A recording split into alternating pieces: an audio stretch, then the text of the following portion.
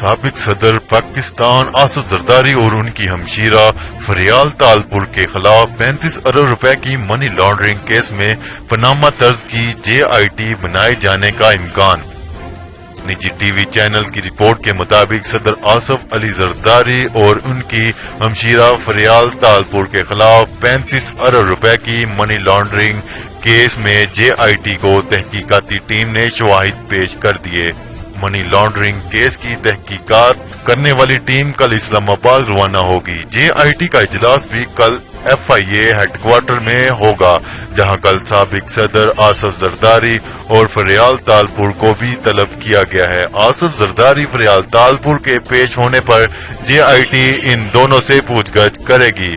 35 ارب روپے میں سے 23 ارب روپے کی منی ٹریل حاصل کر لی گئی۔ ذرائع کا کہنا ہے کہ FIA حکام پاناما طرز پر JIT بنانے کی بھی درخواست کر سکتے ہیں۔